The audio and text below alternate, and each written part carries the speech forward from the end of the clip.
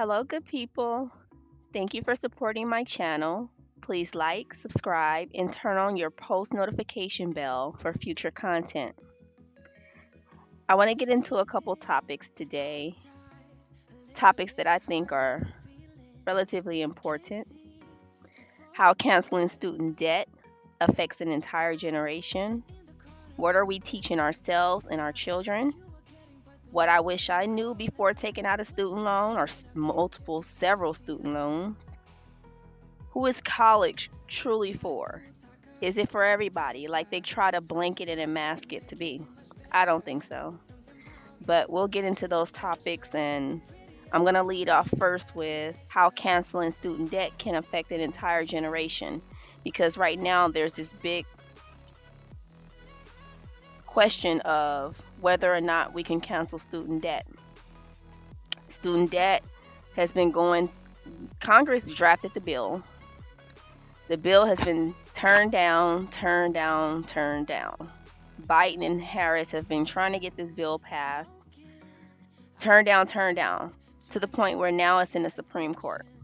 The Supreme Court is now tasked with having to hear this case because they're trying to figure out how to write off all this debt, which lends to what I'm about to talk about, how canceling that debt can affect an entire generation, which is why it's winding up in the Supreme Court. And they have to hear it. The highest court in the land has to make this decision because it's out of the hands of Congress. Congress couldn't make the decision. The president wants it, but the Supreme Court now has to make the decision. And people talk about, well, where's the next bubble? Is the bubble going to pop in 2023? What is the next bubble? Some people say it's mortgage. Others, like myself, we had a mortgage crisis in 2008. The housing market crashed. But this time, it could be a multitude of things that trigger the recession. But student loan debt has surpassed credit card debt, auto loan debt. It's pretty much climbing up there with mortgage debt. Mortgage debt being the number one debt in the United States.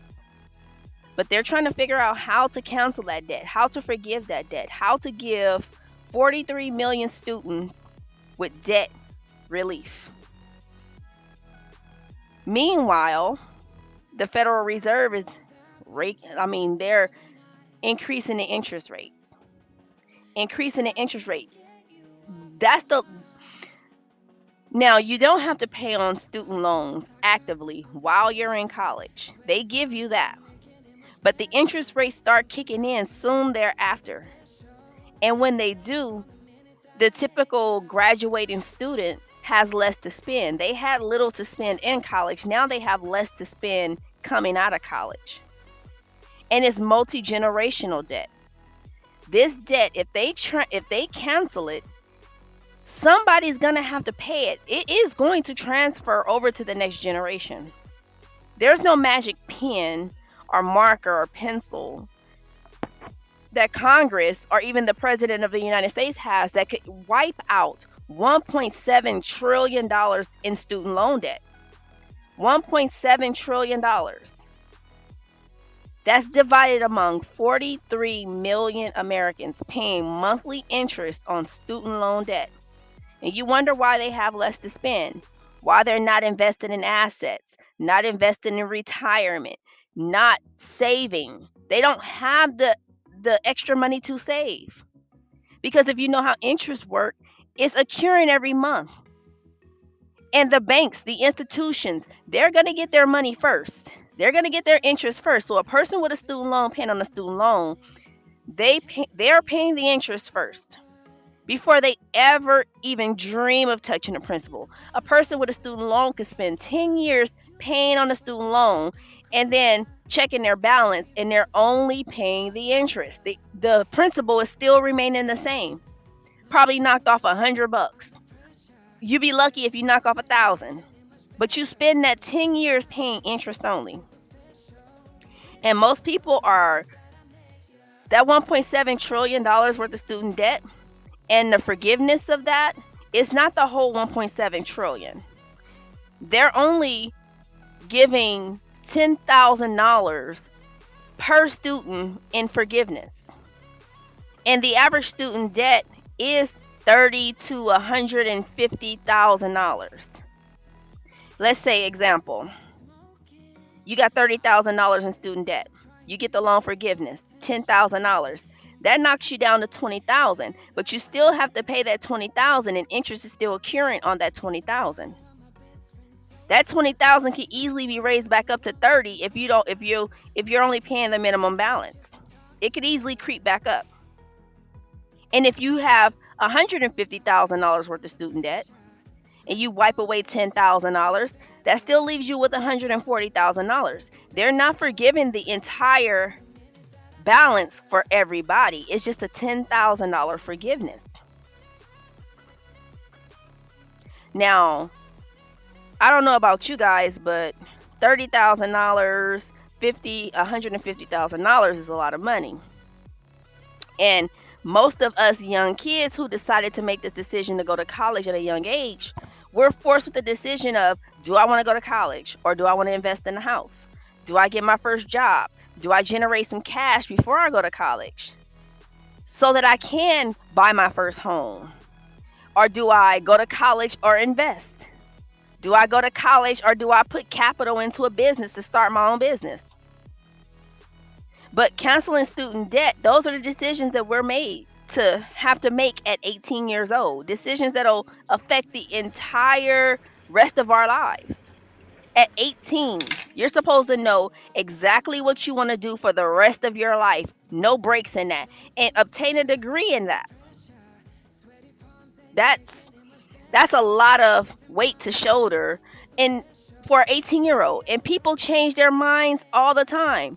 It's a lot of us who were 18 wanted to be something and now we're 40 years old and we're not that. We're something totally different. Or people who have degrees and they're not even utilizing it in the field of study. They can't find a job in their field. But they spent the $30,000, they spent the $150,000 to get it. But the student loan forgiveness, what Congress is asking for is $400 million out of that $1.7 trillion to be forgiven. That'll give everybody $10,000, all 43 million people. But who will pay for it? Our children will pay for that. Our children will pay for that. But we teach our children nothing about finances, nothing about that in grade school or in college. Absolutely nothing. When it should be us teaching them about money, us teaching them how money operates, how to make it grow, not giving a 17-year-old without a job a loan. Because trust me, it's harder to get a business loan than it ever is to get a student loan. They won't let you invest in a business and take out $150,000 to start a business, but they'll give you that $150,000 to go to school. But it has a lot to do with the government, which is why the banks are so willing to give us young 17-year-old, 18-year-olds $30,000 to $150,000, and in some cases more. If you're going for a graduate degree, you're going for your master's degree, your doctorate, your PhD, anything above an undergrad, you're paying way more than that 150. You might as well double it. And people wonder why student debt is such a hot topic. Why a lot of us have been burdened with this debt off the pressures of society, social proof, go to college, go to college. When most of us or most people shouldn't even be there. We should be teaching our kids at 18, how do I invest for my future?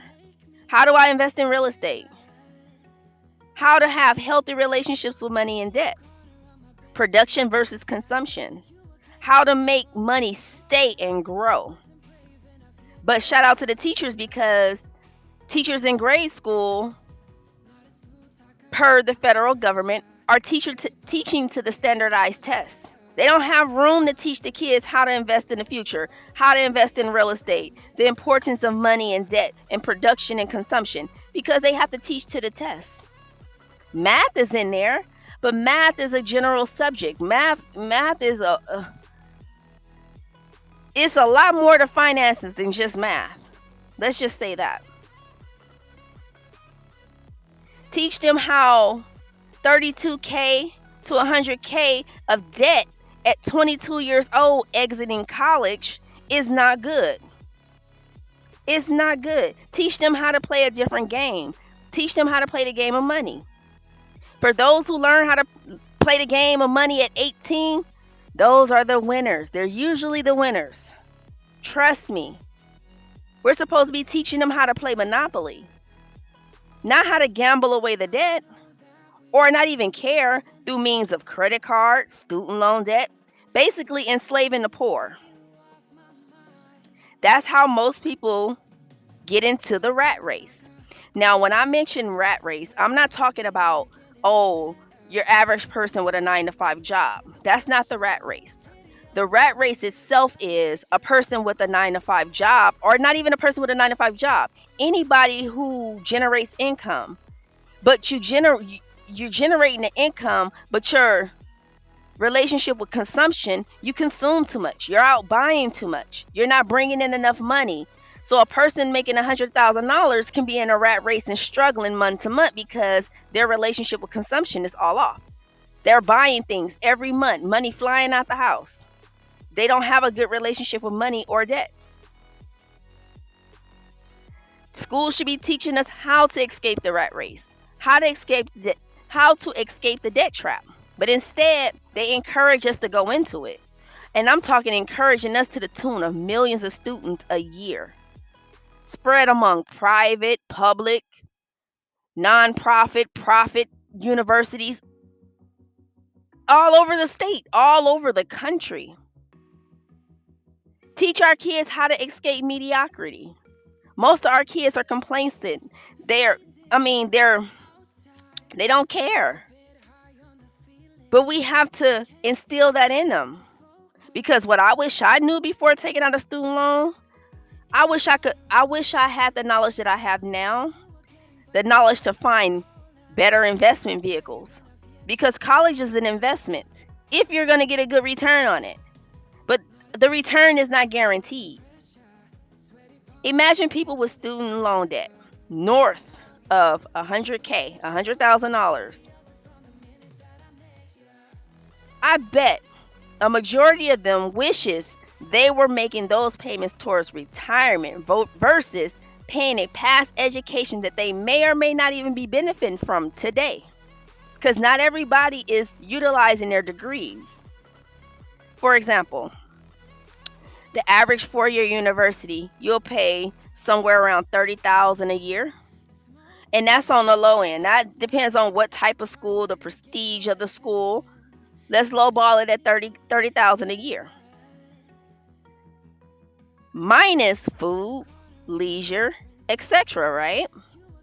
But how most college kids fund the food, the leisure, the experience, they get credit cards. I remember when I was 17 and I signed for my first student loan. This is before I knew about companies selling your information and all of this other stuff. I was 18. I had no clue. And we're talking 20 years ago. I was amazed that I had just got to my dorm, barely unpacked everything, but the credit card offers were coming through the mail. And I'm thinking that it was people previous people who lived there. Think I was ready to discard it. But as I'm looking and further investigating, I'm like, no, this has my name on it. This is addressed to me.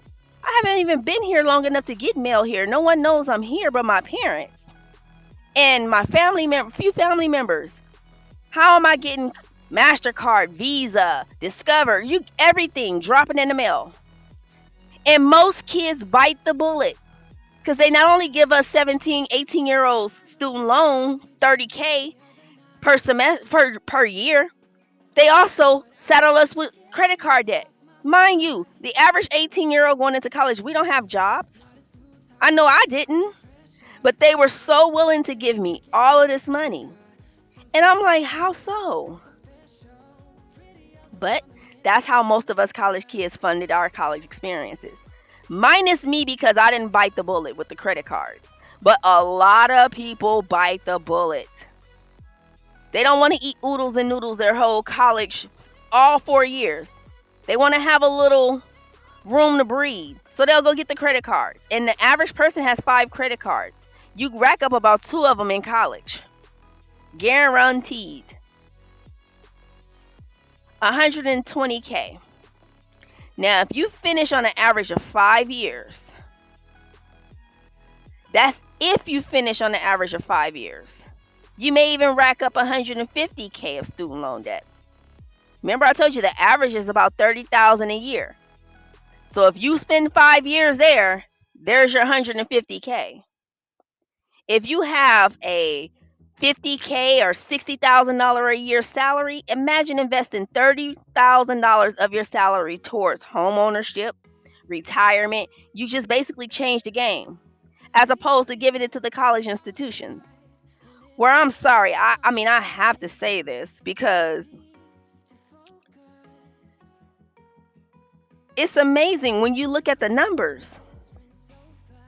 That'll be $30,000 a year towards an investment vehicle. That means at the end of 5 years, you have 150K sitting in an investment fund, growing interest. I mean, you could get a dividend payout off that. But most people chose to put it into a college education. But who is college truly for? College is not for everybody. They have built this system where they make it about everybody because they want to compete with other nations, but college is not for everybody. Now, high school, let's take it back to high school. High school graduation rate is 85% at an all-time high. That means 3.6 million students graduated from high school in 2020. Now, you can take whatever percentage and play with it that you want. That out of that 3.6, a huge chunk of them went into college. That means a lot of people took on debt. And like I said, who is college truly for? It's not for all of those people. Now, if you're a doctor, if you're a lawyer, a nurse, a dentist, specialized fields like that. I know I don't want to, when I walk into a doctor's office, I want that doctor to be educated, know what they're doing before, Lord forbid, if I ever have any surgeries. Before you cut me open, I want to know that you know what you're doing. Before you represent my case in a court of law, I want to know that this attorney went to law school.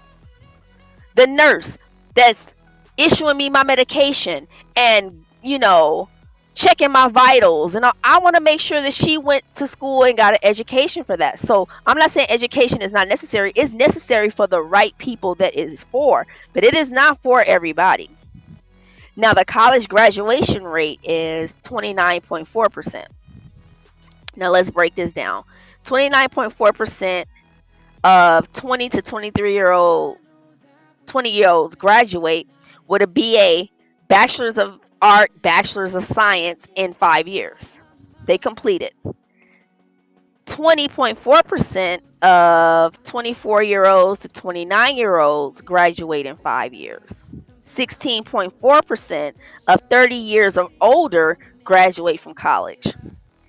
That's only a completion rate of 29%. That means most people that's going into college do not finish, or they do not finish within the 5 years. Which means you're raking up more and more debt, right? Why is the college graduation rate so low? Let's say, generally speaking, the graduation rate is lower because of something to do with a majority of the students are from low income backgrounds, lack of financial education, want to be the first in their family to go to college, change some generations and change perspectives and do something better with themselves. That's social pressure. You get me? The graduation rate tends to be lower for first generation students because they have so much added pressure on them. Because, oh, you're the first person in the family to go to college. But what if they encourage that same person? Let's say you graduate at 18. You have a job that pays you $35K per year out of high school. You invest 15% of that income to the tune of $437.50 per month for 49 years. That sounds like a lot of time, but when it's your future, trust me, it's worth it. You starting at 18 to 49 at a 9% annual return rate. That means you're making 9% off that money from the stock market with compounded interest. We're talking somewhere to the tune of $3.9 million by the age of 67 that you could retire with versus graduating from college with 150K worth of debt. And then another scenario, if you graduate at 22, and let's say you got a $60,000 per year salary out of high school, and you invest that same 15%, but your monthly payments increase to 750 per month, and you do that for 40 years instead of 49, with the same 9% annual returns from the stock market. That's $9,000 a year you save with compounded interest for 40 years. We're talking to the tune of $3 million for retirement. More than enough money for you to retire. Given inflation, you'll hit that $3 million mark just a little under, depending on where inflation is, or just a little over. But imagine if you did that instead of raking up debt, because most people spend 20, 30 years paying on student loan debt. Some people die with student loan debt. I'll give you an example. The Obamas. In 2008, when Obama took office, it was told to us that him and his wife, Michelle, will now be able to pay off their student loan debt. They have advanced degrees. Both of them as a couple. Can you imagine that combined student loan debt? We're not even talking about the 150 range no more. We're talking the $300,000 range for each one of them. And it didn't take until Mr. Obama became president to where he had a sizable income to where he could even pay that off. Speaking engagements, whatever. He was able to pay that off. But it wasn't until he became president of the United States. And president of the United States salary is somewhere between $300K, $400,000 a year. But like I said, they have speaking engagements and all of this stuff that happens after. So it wasn't even until he became president that him and his wife were even able to scratch the surface of their student loan debt. They were still paying student loan debt when he was a senator. His Senate salary couldn't even pay for it. Something to think about, right? So that's how student debt affects your ability to consume. You have debt. It affects so much stuff. I'll start with lack of having children. If you're saddled with debt and you cannot afford to pay your debt, you can't afford your living, you can't afford a lifestyle, you're not going to go out there and have kids. At least a responsible person is not going to go out there and have 2, 3, 4, or 5 kids, because on average to raise a kid in America is $250,000 from birth to 18. You're paying $250,000. That's minus college education. And if you add on that 150 of college education, we're talking what, $400,000 to raise a kid from birth until age 22, which is the average graduation age, 4 years, 18 to 22. It's amazing. So most people like, I can't afford $250,000 for one kid, let alone 2 and 3. We're talking 4 kids, $1 million to raise all 4 of those kids from age birth to 18. Most people opt out. I can't afford it. Home ownership. If you exit college with $150,000 worth of debt, there's this little irritating, almost necessary thing called debt to income ratio, where when you go apply for a mortgage, they're asking you, how much debt do you have? How much income do you have? Can your income support all of this debt that you're asking for? And if you have already 150, and let's say you meet your husband or your wife and they went to college and they got 150, that's $300,000 that couple has in debt. And then they're asking a mortgage company to give them $500,000 extra for a loan, for a house. Most are denied because that debt to your income, depending on their income, they can't afford it. And most can't. Capital to start a business. Can't afford it. They'll give you a student loan, a 17, 18-year-old kid a student loan before they'll give that same 17, 18-year-old a business loan to give them capital to start a business. Way harder. And even if they have a little bit of capital, they can't get the extra capital via a loan because they can't afford it. And like I said, couples, when you meet your husband or wife and they already settled with debt, it affects that debt to income ratio. It's very limited to what you guys can go out as a couple and buy. Loans. You have too much of the debt, you cannot fully participate in the economy. Single mothers, those low income college students, yeah, mostly from single mother households. And we all know the story of single moms. Once again, can't afford it. Most of those kids, if not all of them, have student debt. They parent, that single mom, she didn't have a 30,000 or 150,000 to send that kid to college. She did not. So that's how student debt affects a lot of households. It affects everything. It's a trickle down effect. How most of us fund college?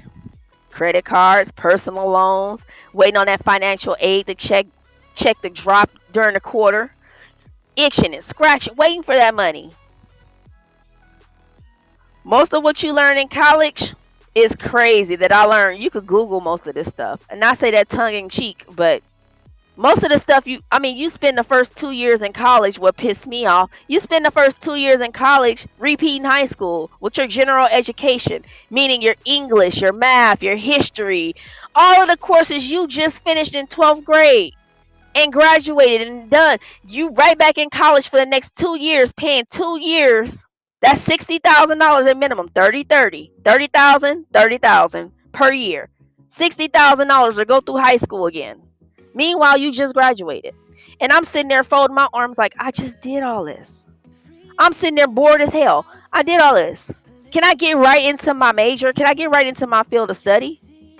That don't come until the third or fourth year. When you start digging into your actual major, what you're there for. In the 1950s, nobody took out a student loan to attend college. You got an extra job.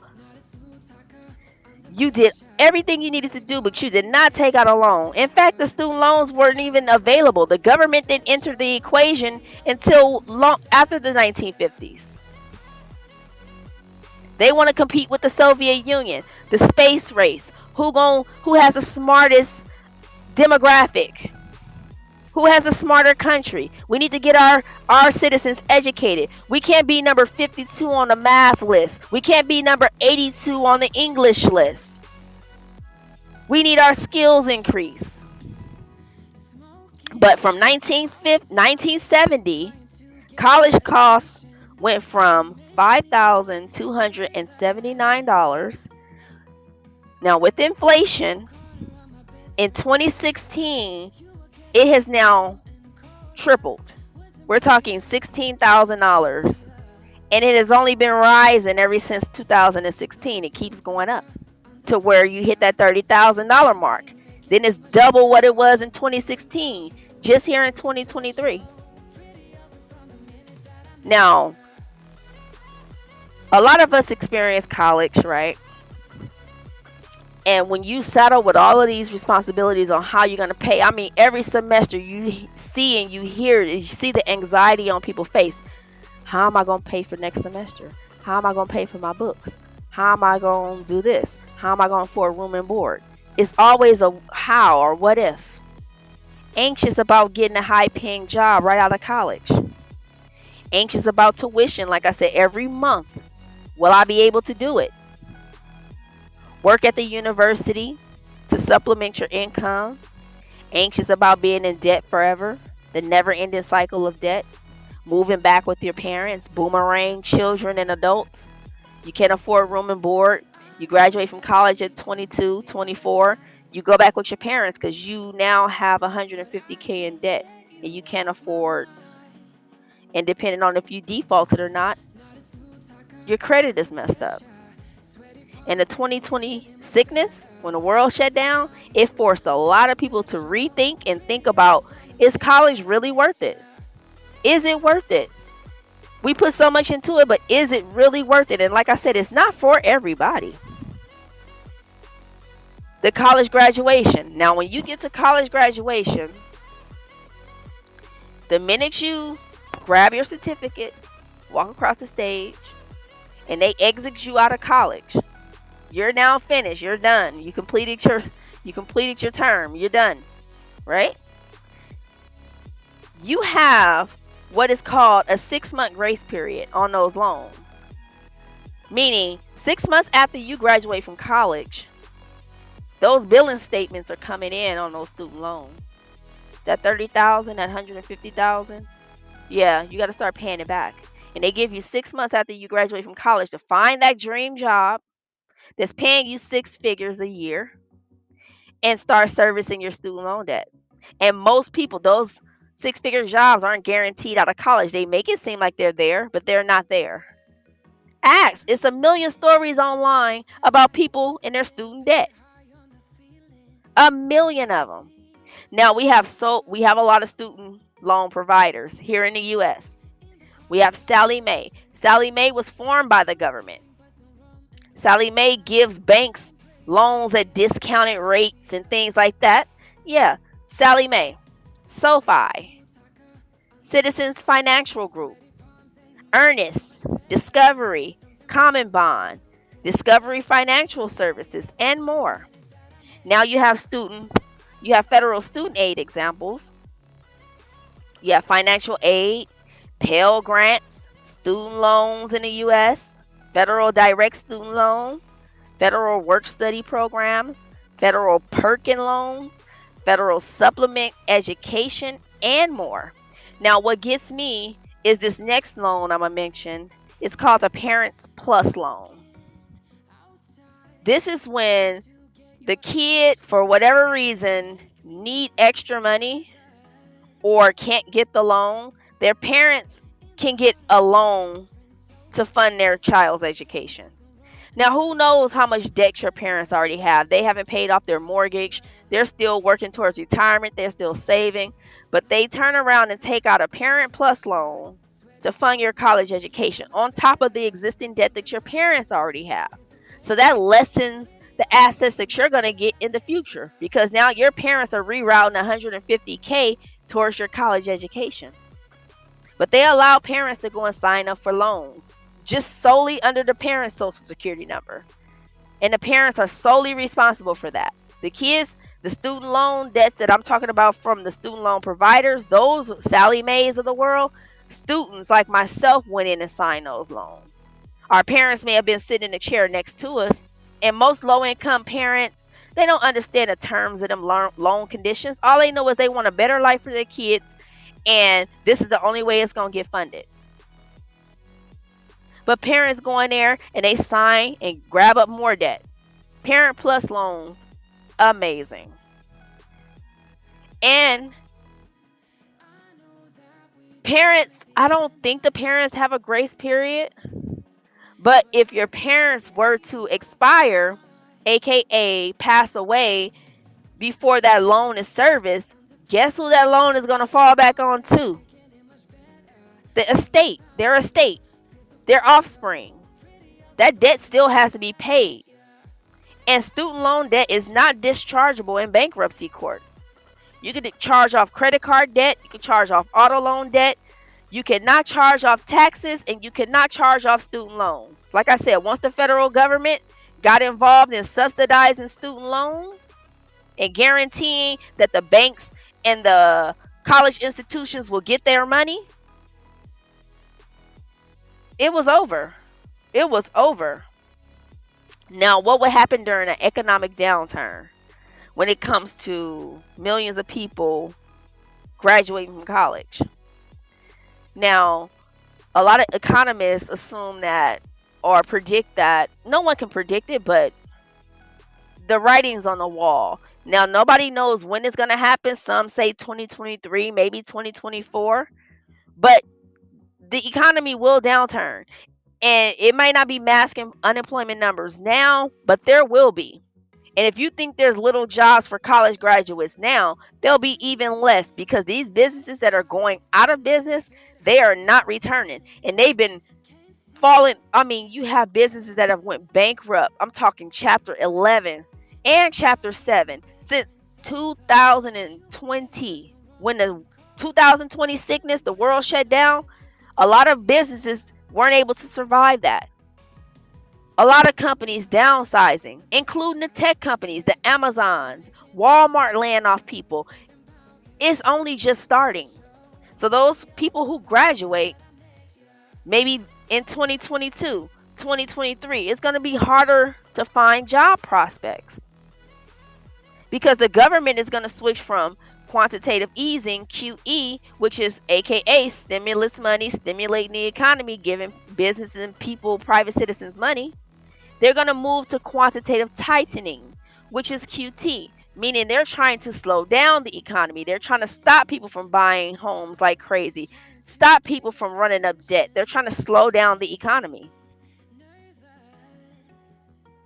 So they can't print money wildly with quantitative easing, stimulus money like they did during 2020. They cannot do it.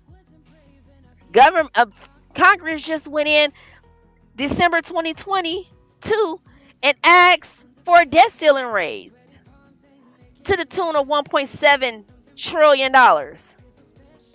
That's how much money the government was short of paying their bills. You really think they're not trying to pull it back? The Federal Reserve, Jerome Powell, is fighting that interest rate. I mean, fighting inflation with the interest rate. He has to. He has to raise interest in order to fight inflation. And that directly affects your student loans. That 6-month grace period, once you start paying any debt tied, any debt tied to interest is going to go up. We're talking a recession can trigger mass unemployment, not just here in America, but around the world. How debt affects your personal life, American wages haven't increased in decades. We're saying jobs, graduate, get a job, but the wages aren't increasing. Inflation is increasing, the cost of everything else is increasing, but the wages are not. You get poorer by the month with the interest. And the bankers, the politicians, the college administrators, they all get rich. Politicians sure up their votes. Bankers and college administrators, colleges have endowments. Universities like Harvard and Yale, I'm talking 40, 60 billion dollars sitting in a savings account. They could go buy real estate, they could invest, they could do whatever they want to do with that money. Meanwhile, the tuition is still going up. It's amazing. But like I said, when the government stepped in and subsidized all of these public loans, it guaranteed that bankers and politicians and college administrators will get paid. That's what subsidizing means. Even if you graduate from college, if you default on your loan, it does not matter. The government is guaranteeing that money is paid by the government to those banking institutions and college institutions. They will get it regardless. And like I said, you can't charge it off in bankruptcy. But what you must understand, what everybody entering college must understand, is college is a business. It's a business. It's a nonprofit, but it's a business. And that business puts a direct effect on, can you afford the American dream? That debt to income ratio thing we talked about. Because in 1981, the Reagan era, college tuition was on a massive rise. Larger class sizes. Everybody wanted to get an education, right? As costs grew, lawmakers, aka Congress, scrambled to cut costs. In the early 2000s, Bush approved for-profit colleges. In 2000, from 2000 let's say 2000, the year 2000 to 2010. With the creation of those for-profit colleges, universities like, well, colleges like University of Phoenix or DeVry University, enrollment exploded by 300%. That's how many people were entering the system. The the the public schools couldn't take them anymore. They had to go to the private ones, the profit ones. The nonprofits couldn't take them. The profits said we're gonna take them. So that's when University of Phoenix exploded with enrollment. DeVry exploded in enrollment. By 2008, the Great Recession, the housing crash, the student debt crisis was triggered. And it's only been going up since then. 2008 to 2018, college costs continue to rise right along with inflation. And it's going to continue to go up until the bubble pop. The bubble will pop. It has to pop. A lot of students will default on their loans. They can't pay them. And that 1.7 trillion is at jeopardy. All 43 million people. In 1965, the federal college funding bill was passed, ensuring that if students borrowed $1 billion, the $1 billion would be added to the national deficit, our government budget, our government books, per the US Treasury. Well, that debt is now 1.7 trillion, all on the United States government balance sheet, aka taxpayers. And now this triggers a domino effect. Because in 1972, Congress created the Student Loan Marketing Association. That Sally Mae lady I told you about? Yeah. Sally Mae was created by Congress to give banks money at lower rates. The banks then take that money, give it to students at a higher rate, aka inflation, or aka interest rates, and get their money back. It's a game that they're all playing, ushering everybody or those that go to college right into the debt trap. And then that affects your ability to retire, to save, to do all kinds of things. Will you find a job in your respective field? The older you are, the less time you have for corrections, aka the risks in the market. Can you truly afford to retire once you take on all this student loan debt and other debts that come along with it? Older people suffer the most because they have little room for correction. And some people don't learn until they're 60. It hit them when they're just about to retire, when they're at their maximum potential earning in their life. And then all of a sudden, or something they hear or something trigger it and the light bulb go off. But by then, how late is it? Don't wait until it's too late. Because once the bubble pop, it pops. And there's no unpopping a bubble.